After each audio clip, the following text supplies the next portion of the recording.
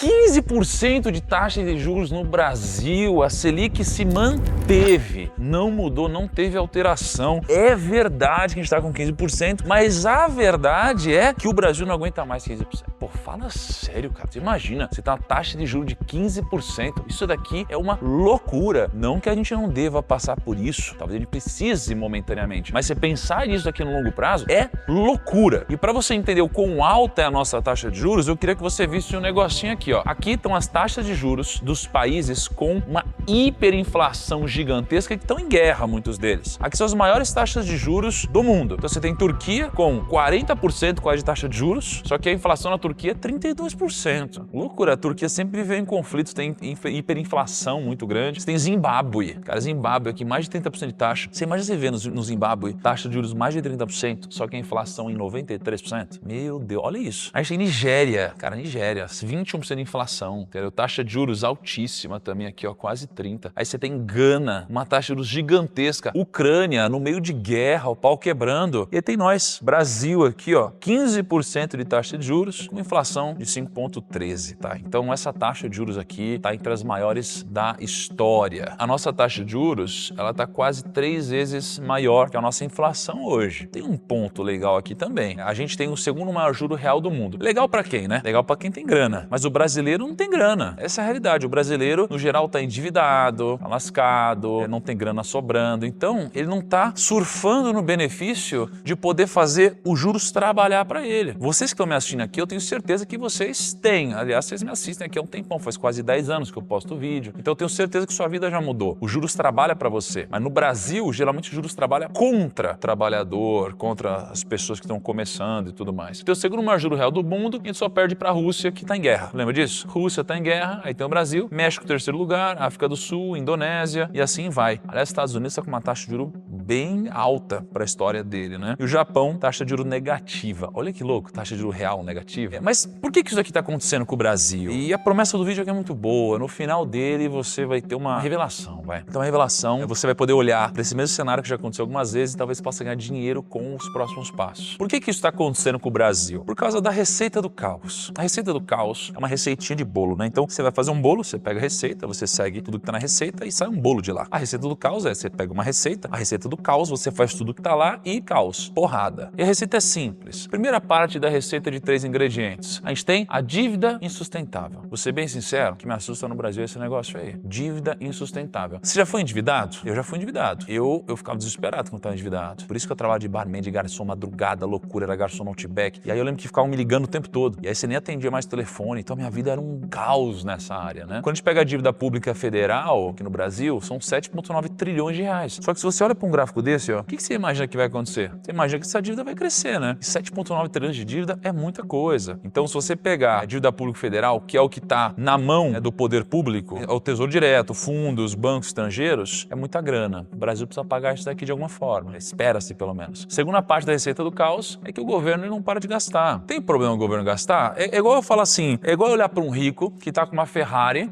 sei lá, um relojão, viajando, e eu começar a criticar o cara. Pô, tá certo eu criticar o rico que tá com tudo isso? Não, pô, deixa o cara. O cara produziu, o cara tá andando de Ferrari, é direito dele. Agora, se esse cara não tiver uma boa gestão de despesas, se esse cara não tiver ganhando dinheiro suficiente para bancar esse lifestyle, esse cara vai quebrar. Aí ele tá fazendo besteira. Mas se o cara conquistou e tem muito patrimônio, deixa ele gastar, ué. Pra que eu vou julgar o cara? Mas se ele estiver andando com um carro que não tá no momento dele, viajando para países que não tá no momento dele, ele vai quebrar. Então, quando eu olho para um gasto dele, desse daqui, né, não é um problema o gasto. O gasto por si só não é um problema. Depende da arrecadação. Você vê gastando mais, você fala, beleza, será que o nosso padrão está mudando? Não tem problema gastar mais. O problema é gastar errado, sem arrecadar. E a gente tem o terceiro ponto aqui da receita do caos, que é uma inflação meio descontrolada. Aqui eu tenho dois lados da moeda, tá? A gente tem basicamente o teto da meta, que é 4,5%, e a gente tem uma inflação que ela veio na linha do teto, né? Um pouquinho acima, só que mais recentemente, a partir de fevereiro de 25, aí a inflação ela começou a ficar muito acima dessa banda máxima. Só que por mais que esteja acima, eu vou te falar, tá me surpreendendo o que tá acontecendo com a inflação. Porque a inflação ela tava muito alta, projetando um número muito alto, tá já convergindo para uma taxa mais legalzinha aqui. Tem uma coisa legal, mas a gente ainda tá acima da meta aqui. Só que subir os juros para controlar a inflação tem um custo muito alto, porque você sabe, né? Se eu subo a taxa de juros, vai ficar mais caro eu investir em alguma coisa, porque o rico mesmo, ao invés de sair investindo, ele vai falar, peraí, vou deixar minha grana no banco, na corretora, vou deixar aqui no CDB, no fundo de investimentos, tá barato, né? Então eu vou tirar dinheiro da economia. E aí eu vou consumir menos e a inflação começa a cair, que é o que a gente quer. Só que quando você sobe a taxa de juros, o custo é muito alto para o nosso país. E veja, o número de empresas pedindo recuperação judicial não para de subir. Consequência da taxa de juros muito alta. Aqui são os pedidos de recuperação judicial no Brasil. 2024 a gente bateu recorde, tá vendo? Aqui, ó, quase na casa de 2.000 e pouquinho. 2025 a gente está projetando bater um recorde ainda maior. Então as consultorias especializadas em reestruturação de empresas estão calculando que o número de RJs deve chegar a 2.400. Eu tenho um amigo, uma pessoa que eu admiro muito, Marcos, ele fala de RJ.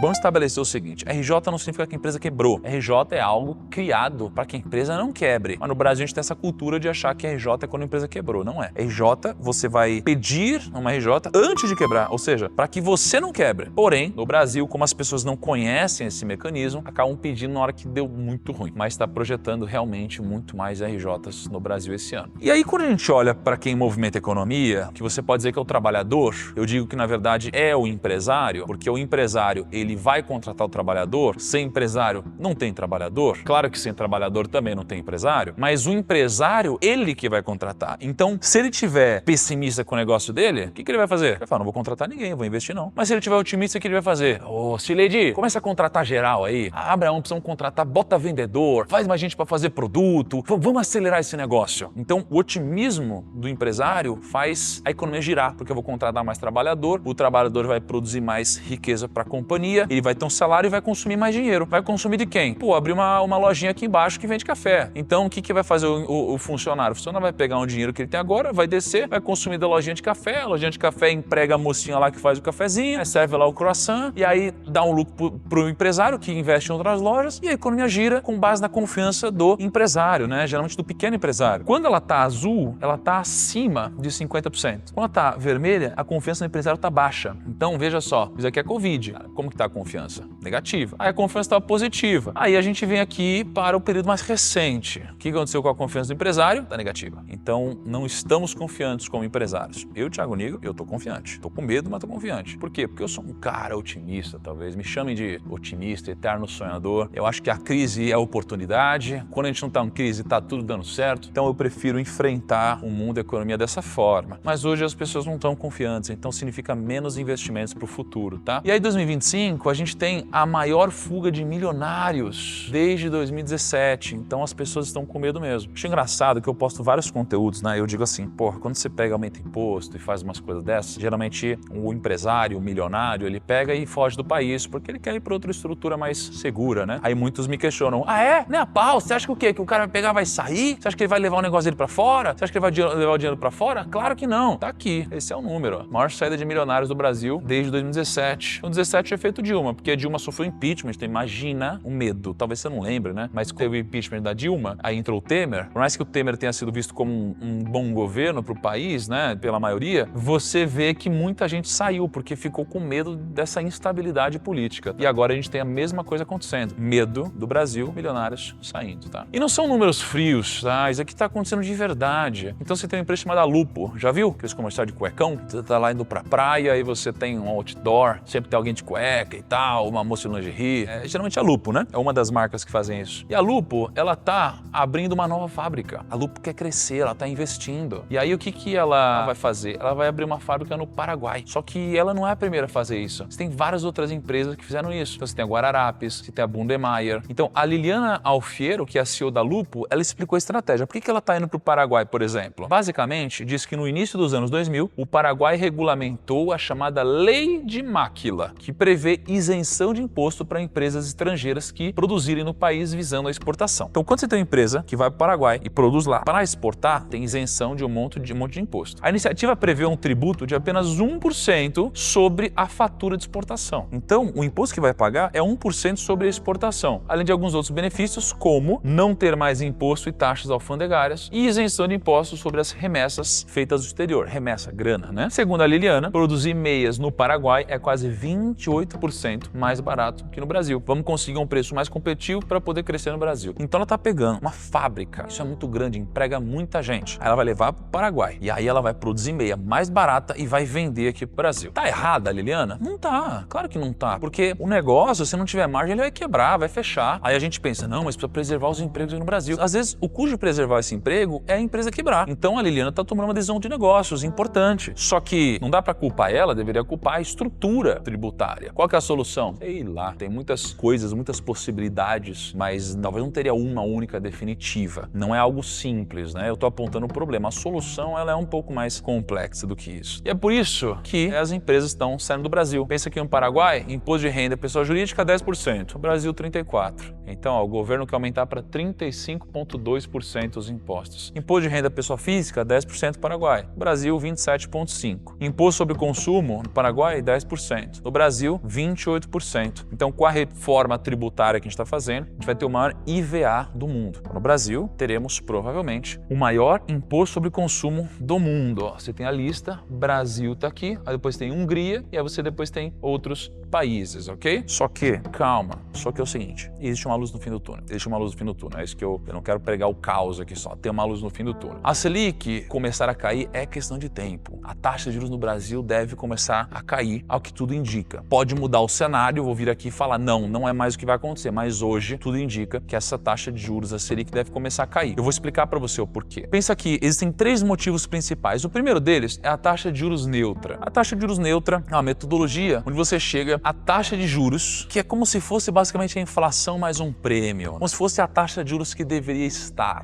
Então, quando você olha para essa taxa vermelha, ela é a Selic. A azul é a taxa neutra. Você vê que aqui, ó, ela abriu uma bocona aqui, significa que tem espaço para a taxa de juros cair. Segunda coisa, a inflação tá alta, mas ela tá caindo. Isso daqui eu tenho que tirar o chapéu porque está dando certo. Tá indo muito bem isso daqui. Existe um custo muito alto, mas a inflação tá caindo. Então, veja que a projeção de taxa de inflação tá diminuindo muito. Isso daqui é importante. Mas por que a inflação tá caindo, né? Basicamente, o dólar, ele tá se desvalorizando. Então, eu fiz um Reels esses dias e eu falei, né? Olha, o dólar tá caindo muito e tudo mais. Só que o principal motivo é que o dólar no mundo está se desvalorizando. As pessoas vieram falar, parabéns pro nosso governo, é isso aí, o governo tá indo muito bem, vamos aplaudir o governo. Cara, não tô tirando nem colocando o mérito aqui, mas é que o dólar cai no mundo inteiro. Então esse é o principal fator. O dólar contra todas as moedas ele caiu, com exceção da Argentina e da lira turca e rúpia indiana, mas todas as outras o dólar se desvalorizou por questões dos Estados Unidos. Então como o dólar está se desvalorizando, isso daqui ajuda a reduzir a inflação. Então não dá nem para eu dizer que necessariamente é um mérito de tudo que a gente está fazendo aqui dentro, por mais que tenha algumas coisas assim. Então imagina assim, ó, por que o dólar cair por responsabilidade dos Estados Unidos acaba sendo muito importante para a sua vida e para a inflação? A XP analisou a influência da variação cambial sobre os bens e serviços que compõem o IPCA, tá? E eles dividiram todos os itens de inflação em três categorias. Então você tem aqui, ó, alta exposição. Então são todos os produtos que compõem o índice de inflação que tem alta exposição ao dólar, média exposição ao dólar e baixa exposição ao dólar. Então o que a gente vê aqui, ó? A gente vê, por exemplo, que leites e derivados, eles têm um peso de 1,9% na inflação. Tá vendo aqui, ó? 1,9% na inflação. Só que ele tem uma alta exposição ao dólar. Então uma parte grande dos leites e derivados tem a ver com o dólar. Se o dólar cai e o preço de leite e derivados tem um componente atrelado ao dólar, o que acontece? O preço deve cair. Quando você olha para combustíveis domésticos, 1,4% da inflação é isso. Tem um componente dolarizado, o dólar cai, ele cai de preço. Só que você tem coisas como veículos próprios e combustíveis que tem 6,2% de inflação, né, no índice de inflação, e 5,8%. Então eles são muito pesados no índice de inflação. E se eles são muito pesados, o que a gente vê aqui? A gente vê que o dólar caindo joga a inflação para baixo. Você tem do outro lado aqui higiene pessoal, que representa 4% de inflação, que tem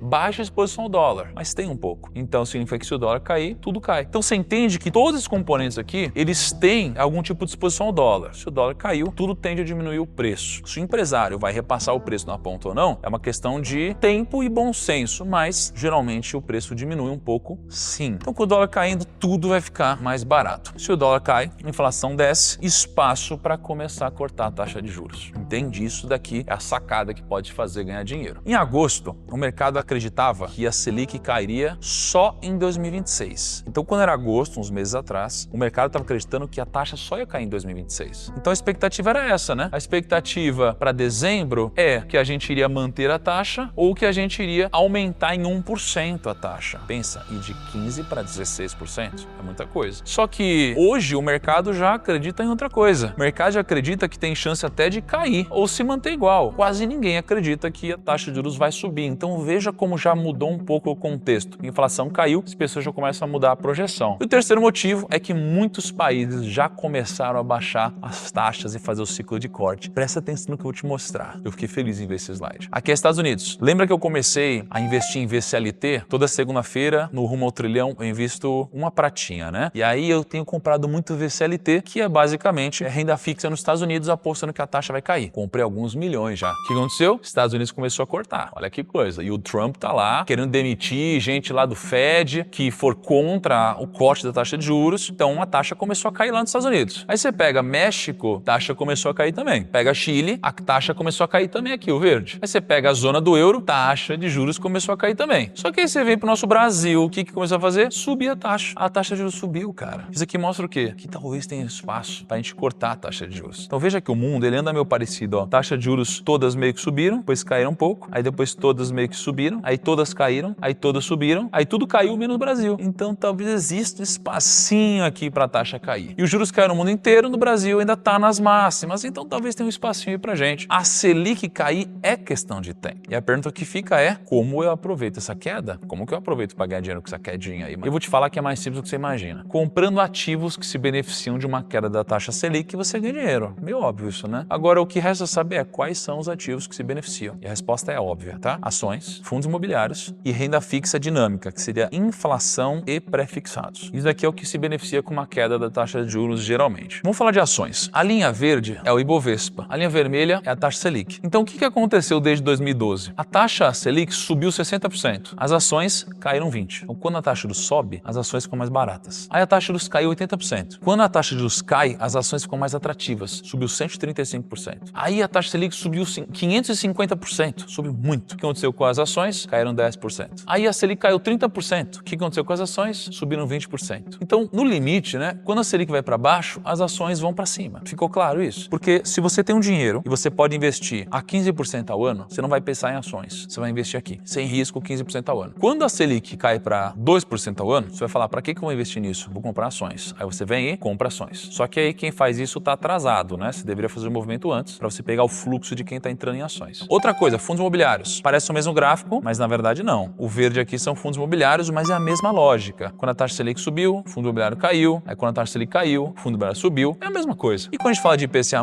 que são títulos ligados à inflação, pega a Selic, ó. Subiu muito a Selic, tá vendo essa linha? O preço, a taxa dos títulos ligados à inflação subiram muito também. O que aconteceu com o preço desse título? Ficou de lado. Aí a taxa Selic caiu, a taxa do IPCA caiu. O que aconteceu com o título? Subiu 6%. Pré-fixados. O que aconteceu aqui? A gente tem a taxa de juros que caiu, a gente tem aqui a taxa de rentabilidade que caiu, e aí a gente tem a rentabilidade de um investimento pré-fixado que ficou parecidinho, né? Subiu 10%, mas ficou parecidinho. Aí quando cortou a taxa de juros aqui, a taxa do pré-fixado caiu e a rentabilidade subiu muito aqui, de quem tinha esse título. Então, no limite, né, eu acho que você já entendeu que a Selic cair é questão de tempo e quais classes de ativos vão se beneficiar dessa queda. Então, você tem uma estratégia aqui que você pode seguir para ganhar muito dinheiro, se isso daqui acontecer novamente, certo? Só que a pergunta que fica é, quais ações e fundos imobiliários você deve comprar? Agora entra a real dificuldade aqui. A Rico preparou um estudo usando dados da Bloomberg e do Economática que mostra basicamente os retornos de cada classe de ações durante os cortes de juros e o aumento de juros antes de 2023. Então olha que interessante que ela fez. Cortou os juros antes de 2023. O que aconteceu, por exemplo, com as empresas do agro? Cara, elas, você tem o menos e o mais. E você tem o mais e o mais. Agro, alimentos e bebidas, pô, caiu um mês depois, 3 meses depois caiu, 6 meses depois melhorou um pouquinho. Quando você pega, por exemplo, bens de capital, as empresas de bens de capital na bolsa, 1 mês depois subiram, 3 meses depois subiram e 6 meses depois subiram muito. E aí você tem outros segmentos que aconteceram a mesma coisa, ó. Mineração e siderurgia, subiram 1 mês depois, 3 meses depois subiram muito e 6 meses depois subiram muito. Então isso é que acontece com papel e celulose. Aqui varejo subiu pra caramba, mas você tem outras que não subiram tanto, tipo óleo e gás, né? Bancos não subiram tanto. Agora, quando você tem um aumento de juros, olha como já o gráfico está mais vermelho. As únicas que subiram depois do aumento de juros foram instituições financeiras, você aumenta spread bancário muitas vezes, empresas de óleo e gás, empresas de utilidade pública. E aliás, a utilidade pública subiu com a taxa caindo e com a taxa subindo. Agora, o que é o ponto? Esses estudos, eles só levam em consideração 2015 a 23. Então, o meu time fez um estudo a partir de 2023, só no ano de 2023, quando a taxa de juros caiu de 13,75 para 10,50. Basicamente, aconteceu isso, ó. Todas as empresas, todos os cenários subiram, menos saúde e tecnologia da informação. Mas a nossa bolsa é muito fraca em tecnologia da informação, na verdade, tem pouca variedade. Então, quando a taxa caiu de 13 e pouco para 10 e pouco, quase todos os segmentos subiram. Então, taxa de juros caiu, as empresas subiram. Agora, a pegadinha aqui é que não adianta você investir nos setores certos se você não escolher as ações certas. E eu vou te mostrar um exemplo. Setor de consumo. Nesse período aqui, que foi o mesmo período que eu acabei de mostrar do corte de juros, você tem C&A que subiu 349%, você tem Renner que caiu 6%. Mesmo segmento. Aí você tem o segmento de bens industriais. Mesma coisa. Marco Polo subiu 268%, Tupi caiu 0,89, mesma coisa. Aí você tem setor financeiro. Porto Seguro subiu 70%, baita empresa. Bolsa B3 caiu 13,5%, mesmo segmento. Então, quando a gente puxa na média, a gente vê que subiu. Mas se você escolhe essa, você perdeu. Se você escolhe essa, você ganhou muito. E aí vem então a grande reflexão, né? Assim, como escolher os ativos certos de uma forma fácil. Você pode estudar a vida inteira para correr o risco de acertar. Ou, obviamente, você tem caminhos mais fáceis. Você pode ter uma carteira recomendada. A Finclass, por exemplo, tem 2 carteiras recomendadas com analistas profissionais que investiram a sua vida inteira nisso, para que você possa simplesmente seguir e se inspirar nessas carteiras. Então você tem carteiras por cada classe de ativos, no momento certo, que preço você deveria pagar, até que preço vale a pena, depois de tal preço fica caro, quando é hora de sair. É uma carteira de longo prazo para você. E você pode assinar a Finclass com 50% de desconto no dia da independência financeira da Finclass, tá? Então a gente escolheu uma data esse ano, que vai ser a data do dia 24 de setembro, vai ser agora já, e você pode assinar a Finclass com 50% de desconto. Então você vai pagar R$ 39,00 e alguma coisinha por mês no plano anual. É muito barato para algo que pode mudar a sua vida, tá? Então clica no link da descrição, coloca seu nome e e-mail e não esquece, durante 24 horas, no dia 24, você vai poder assinar a Finclass com 50% de desconto, onde você tem carteiras recomendadas, com ativos recomendados, mais 70 cursos cinematográficos e uma comunidade de 150 mil membros que querem investir bem e chegar no próximo nível junto com você, tá bom? Então clica aqui embaixo, participa desse dia muito especial. Grande abraço, até o próximo vídeo e tchau.